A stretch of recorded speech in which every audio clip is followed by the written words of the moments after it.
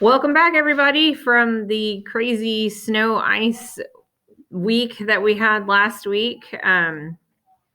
As I've said before, in January, when we got like 9 inches of snow, I've been a Central Texan my entire life, and I've never seen anything like this. So this time it was not fun, though. That's why I saw many of you guys that said, obviously your power or water was affected.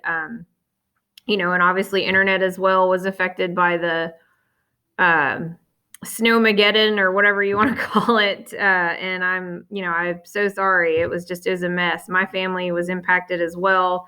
And so it's just, yeah, it was not a fun time off. That's for sure. But believe it or not, we are only 2 weeks away from spring break, which just seems insane, especially if you think about the fact that, of course, last year we didn't come back after spring break because, of course, that's when really the knowledge and outbreak of COVID got amped up. And so it's crazy to think that we've now gone a year, of without normal. So hopefully, though, we can start getting back to normal, especially by the summer and then maybe by the next school year, hoping and praying. But I posted on the Google Classroom stream yesterday that I didn't, do a video lesson because I wanted to be able to put all of lesson 1 into one video. So that is what I am doing today. We are starting Unit 9, and this is going to be the unit that we stay in until we get out for spring break. You will test over it next Wednesday is when the projected test is for this unit. And it's over the scientific revolution and the Enlightenment. And so, I told students yesterday, and this is so true, anytime in history where you see, very kind of concentrated times of chaos and conflict, like we see in the 1600s, we talked about that a lot in the last unit. A lot of times people try to, better the circumstances of not just themselves, but everyone around them. And they try to understand, okay, what caused this chaos? How can we change it? How can we fix it? And so, it's just like in any other circumstances. Some people rise to the occasion when presented with adversity, and then others, they crumple by it. And so the scientific revolution and the Enlightenment coming out of a century of chaos, if you really go to thinking about it, makes sense. Because people don't ever want to experience that again. They don't want to see all of the issues that they saw happen again. And so the need for change is very inherent, in their life. And the age-old saying of, you want a better life for your kids than what you had. Well, if you were living in the 1600s, then obviously, like, you dang sure don't want your children and grandchildren to have to see the horrors, that you and your nation endured. So, the scientific revolution and enlightenment, I kind of break it down into the fact that the people that we talk about that are a part of the scientific revolution are like the STEM-minded people, right? Like, and then the enlightenment are the humanities-minded people, so you have these incredible minds and thinkers and innovators looking at, science and math and astronomy. And then you see their progression turn and this want of logic and reason being the base of understanding and not religion seep into the political side of things as well, with the philosophers of the Enlightenment that we're going to be talking about at the end of the week. So with that being said, let's jump into lesson 1 and the scientific revolution. So this first slide is kind of what I was just explaining. During the 15 and 1600s, you see tons of change occurring with the Protestant Reformation, religious warfare. The English Civil War, of course, happens that really shakes things up. You have a constitutional monarchy all of a sudden, taking root in England. But at the same time, you have these absolute monarchs that have a lot of control. And so there's a lot of, the age of exploration is pulling money in that, has never been seen before. You have all of these new industries. There's tons of change taking place. And so, again, these minds start to challenge the age-old beliefs and understandings of things. And people from like the ancient and Greek and Roman worlds that hadn't been challenged all of a sudden are going to be challenged. And that's a good thing. I mean, every millennia or so, you need some change. So the big belief and chemistry is one of the subjects that gets invented during this time frame, as well as calculus. But one of the things I really want to hone in on here is how people viewed the universe. Okay, so it had been accepted for, again, centuries, hundreds and hundreds of years, that the Earth was the center of the universe. Ptolemy, who was a very famous Greek mind, as well as Aristotle, both believed that the Earth was the center of the universe. And the Catholic Church particularly loved this because it helped them kind of justify their argument of really kind of Christianity and their power as, what they said was the chosen institution of God. If God didn't love us and consider us his greatest creation, he wouldn't put us in the center of the universe. I mean, that a lot of times was kind of their big argument. And they used that as like a scientific trump card, so to speak. Again, kind of like justifying their means, their power, their argument towards like their own faith. So the Ptolemaic system, again, or geocentric, earth-centered system, was not only widely believed, but it was used, again, really to justify Christianity.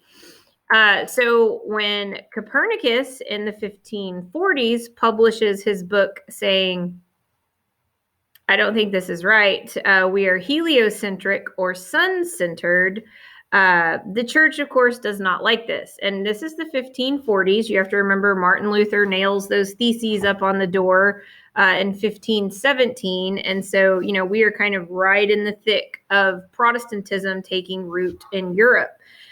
And so they don't want like anything else messing with their narrative. And this does that. And there are several scientists, mathematicians and such, astronomers that are going to look at Copernicus's work and say, yes, he's right. Absolutely. Yes, we agree that this is right.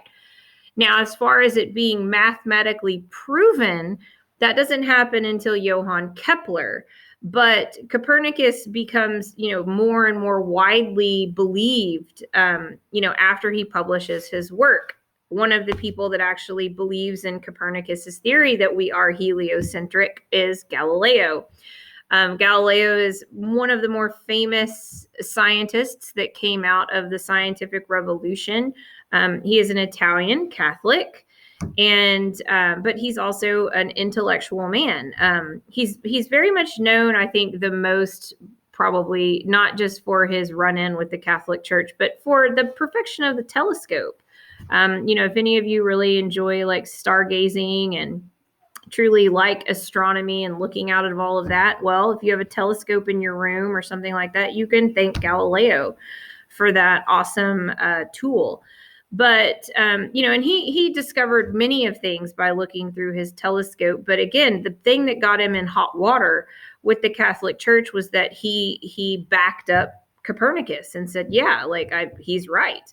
We are sun-centered. And so the Catholic Church, as they do, they arrest him on grounds of heresy, not surprising. And they say, hey, we're going to try you as a heretic unless you retract your statement that Copernicus is right. And so to save his neck, because and think about it, everybody's like, oh, that was kind of cowardly. Well, I mean, y'all remember, especially, well, my pre-AP kids, you definitely remember, the torture was horrific under the Inquisition of the Catholic Church. I mean, the stuff that they did to people was no joke. And so, what he did is he retracted his support of Copernicus. But everybody saw right through the retraction, right? Everybody knew that he was under pressure from the Catholic Church to do that, and really the damage was done as far as people saying, "Hey, there's some credence to this being true."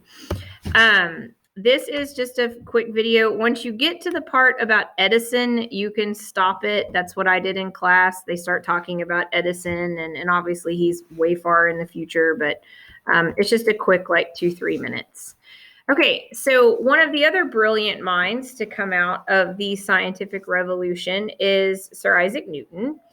And of course, you learn about the myth when you are little that, of course, he's sitting under a tree, apple falls on his head, and he starts to wonder, okay, what is this force that is pulling on this apple to bring it down to the earth, for it to fall on my head? And this is how he starts to theorize and then eventually prove the universal law of gravitation. And of course, he invents calculus in the process.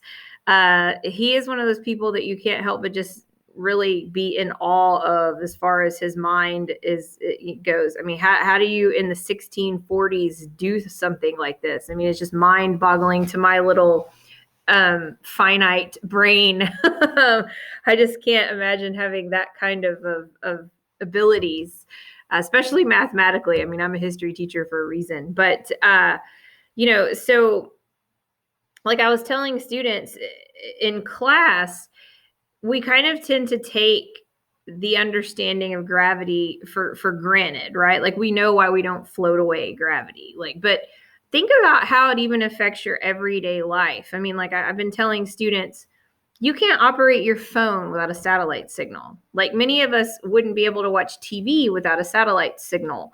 I couldn't be doing this video lesson right now without a satellite signal. Well, satellites have to orbit the Earth. And of course, how do they do this? By using the law of gravitation. They have to be placed into a specific spot in order to orbit and in order to use the Earth's gravitational pull for them to slingshot around.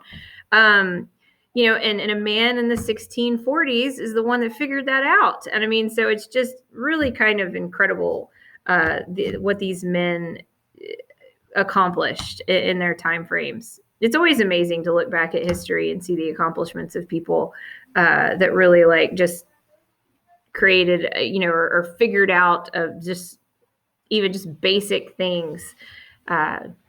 But okay, another area that goes unchallenged for far too long is the human body. Okay, so the understanding of anatomy. And there was a Greek physician named Claudius Galen that lives in the 2nd century AD that creates this drawing that you see right here of the human body. Now, if you want to look at that, please tell me that you realize there's some things monumentally wrong. I know for a fact that I would not want any surgeon touching me at all if that was what they thought the human body looked like on the inside. But what is crazy is for 13 to 1500 years, this was what people believed we looked like on the inside. And they also believed that the liver was actually the central point of circulation in the body. And if you've ever, been around, animals that are being gutted, or, like if you deer hunted or whatever, or anything like that, and you've actually looked consistently at the livers of mammals, like, it kind of makes sense, because that's our blood filter, is your liver. So there is a lot of blood at any given moment in your liver. And so whenever you are looking at one, even if it's in animals, they're consistently, red and very bloody. And so if you think about like the deductive reasoning behind it, it makes sense as to why for so long they believed that that's where your blood circulated and was pumped. But clearly, we know that that's not the case anymore. It is the heart.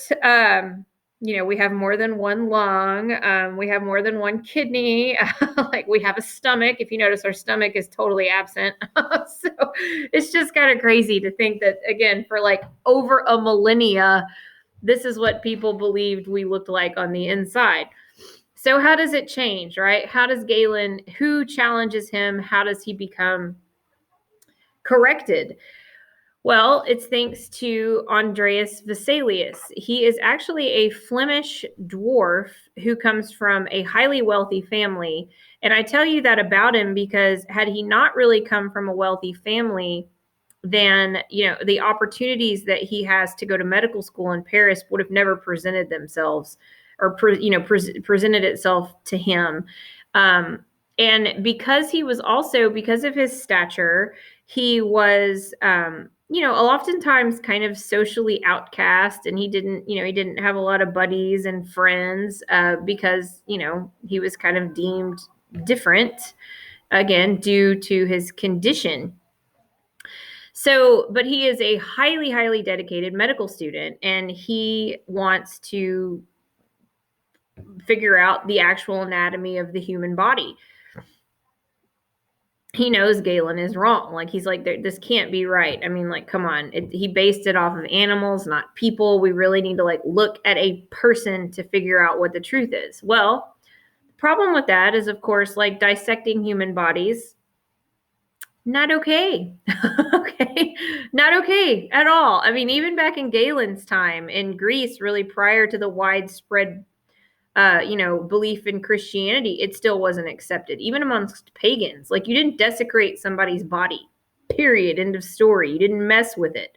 It was highly, highly disrespectful.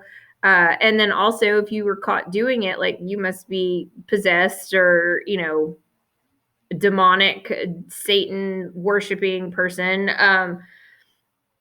So really, really risky to try to get your hands on dead bodies and then cut them up to try to figure out how we operate.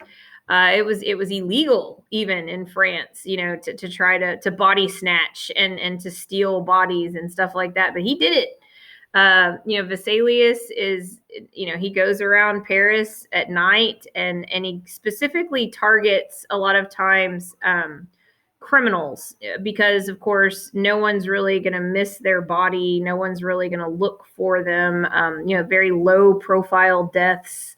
Nobody's going to care if that body gets dug up or whatever, because nobody's coming to mourn them.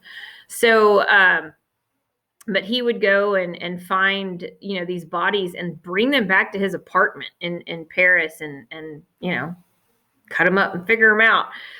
But, and I know that's super creepy. In the video that after this, that is about Vesalius, kind of just goes into depth about how much he was willing to do to figure all of this out. And you're going to be kind of like, ooh, but thank goodness that he was like this and that he was this passionate about trying to figure it out, because can you imagine how far back, medicine would be if he hadn't have been like that and he hadn't have done that.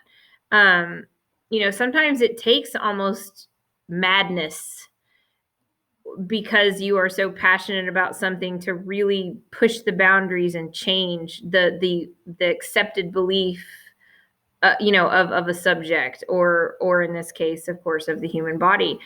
And thanks to him, William Harvey will later on use Vesalius's corrected view of the organs and of the body and realize that the heart, not the liver, is the beginning point of circulation and the pump for our blood.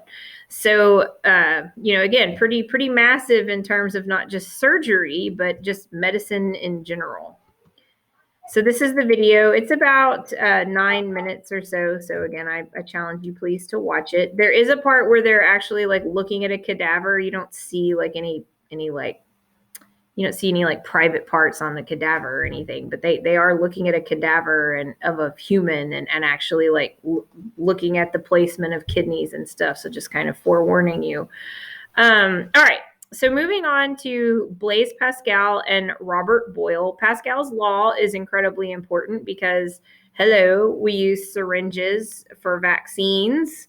But also, heck, I use syringes pretty regular in my house. Like, because if my kids need like children's Tylenol, you pull it out and then give it to them. I mean, and we take this kind of just basic understanding of, pressure, like a sponge, like, okay, if you apply pressure, then, the liquid will transmit equally in all directions, like a sponge or a syringe, or just like a hydraulic press, the brakes in your car. We kind of take all of that for granted because we just understand that, well, it's just a part of like our everyday mechanics. But guys, at one point it wasn't. At one point there weren't syringes. There wasn't an understanding of this. There weren't sponges. There weren't, there might have been like moss or peat beds that people, but I mean, like there wasn't a general understanding of that. And we use Pascal's law every single day when we get in a vehicle. I mean, without him defining the law itself, think about the amount of mechanized things that have to operate off hydraulics. So very, very important. Boyle's law is the same. He conducts these controlled experiments in chemistry, as it says. And yes, we understand, like if you push down on a gas or even a liquid, this is going to decrease the volume, increase the pressure. And of course, the opposite, if you pull up on it, is going to increase the volume and decrease the pressure. But even with Boyle's law, I mean, think about like the pistons in a car. I mean, that's Boyle's law. If you look at pressure, if your parents have Instapots, and use pressure cookers, Boyle's law. I mean, we understand that, you can't put X amount of pressure. Like if you're in a chemistry class and you're doing any type of experimentation, you can't put X amount of pressure on certain gases or liquids because, you're going to have some, scars on your face. So, it's to us, yes, like we understand this now, but it had to be expressed, written, proven, and understood at some point by somebody. And of course, that's why we have Boyle's law. So again, still very important. All right, Margaret Cavendish and Maria Winkelmann are women contributors. And so, yes, Cavendish is a philosopher, but what she argues is more kind of on the scientific side. And I love Cavendish. She is a boss. So what she is saying in her books that she writes is basically, hey, all of you absolute kings that think you're masters of the universe, you're not. So she calls them out on their own like egotistical manners and saying like, you don't control nature, you don't control anything that has to do with nature, and neither does the church. Like human beings are not capable of any of that. And she publishes this under her own name at a time when women never did that. They published either anonymously or under a male pseudonym, or alternate name. And, she didn't. She was like, mic drop, here it is, here I am. I won't apologize. And so really kind of not only incredibly brave, but very brilliant woman. Maria Winkelmann is an astronomer, but she's also married to an astronomer, and together they're kind of like a team. But she is the first woman to discover a comet, and it is named after her. So this is kind of the man of today in class, and his name is Rene Descartes. If there are people out there that love philosophical thinking and debating questions that in all reality have no answer, this is the guy for you. You would think, okay, again, Miss Latham, philosophy, shouldn't this be on the humanities side of things and not in the scientific revolution lesson? Yes and no. He was actually a mathematician, but he does become the father of modern rationalism, or like, again, really diving into the nitty gritty of philosophical thinking. And I am not that person. I can't sit around and argue and debate questions that in all reality have no answers. Number one, I don't have that kind of time. And then number two, it just frustrates me. But I appreciate people who can, because a lot of times when you think that you are debating an unanswerable question, you may actually discover that you answer something. And that's how we have invention and progression, and I can totally respect that. It's just not how my brain operates. I'm too analytical for that. But Rene Descartes' famous quote is, "I think, therefore I am." And he comes to this quote because he starts to doubt everything, like his entire existence. He starts to doubt the world around him. He starts to doubt whether or not he himself is even real. And so those of you that, have the age old, or not the age old, but, the now newly popular conversation of like, are we in a simulation? He is the original guy that actually gets worried about that and starts really diving into, are we living in a simulation? Of course, that's just not what he called it, because, we didn't have simulations and technology and computers and all that. We hadn't watched The Matrix yet. But, he's the original guy that says, how do we know things are real? And anyways, he goes through this entire journey mentally of trying to figure out, like, what can I believe? And eventually he just kind of decides, okay, at bare minimum, I know that I am thinking, right? Like, bare minimum, I know that I have a brain and that I am thinking. So therefore, I must be some type of being. So I think, therefore I am. And this next video, we watch it in class. It's 10 minutes, and it's about him and his journey to I think, therefore I am. It will kind of shock you the links he goes to and how deeply he gets drawn into this kind of doubting of reality. And so it references the movies The Matrix a good amount, because it's a pretty easy correlation. But anyways, y'all enjoy that. And then finally, the last person we're going to talk about in the scientific revolution is Francis Bacon. Highly, highly important. Use the scientific method in everything, in every single subject. I have a lot of students that a lot of times have a misconception about that. Like, well, the scientific method, we use that when you're doing experiments in science. You use that when you're doing anything in education. If you're writing an English paper, you have to prove, right, your thesis statement. That's the scientific method, right? You start with a hypothesis, or you start with a point of view or a thesis, and then you experiment, right? Or you try to correlate, and then you decide, okay, is my hypothesis or my thesis true or false? And obviously, if it's true, then you back up that, your findings with your evidence, and then conclude. If it's false, you start over again. You do that in everything. When you're studying anything, or you're trying to, prove your point. And the reason why he creates this scientific method and says, like, no, you need to go step by step by step here, is because in his lifetime, he was seeing all of these people put out these theories and these things. They were saying, well, I think this is right. Well, I think this is wrong. Well, and he was going, okay, stop the madness, and don't just publish something that you think might be right. Prove it. Show us, as an intellectual public that are reading these ideas and trying to figure out if there's credence to them. You have to prove it. And instead, it creates an accountability, right? Which is imperative to progression. You can't have people believing absurd theories just because somebody published them. And so again, the scientific method is very, very important. Even to today, in any type of educational or professional arena in general. So anyways, pretty important dude. And that is it.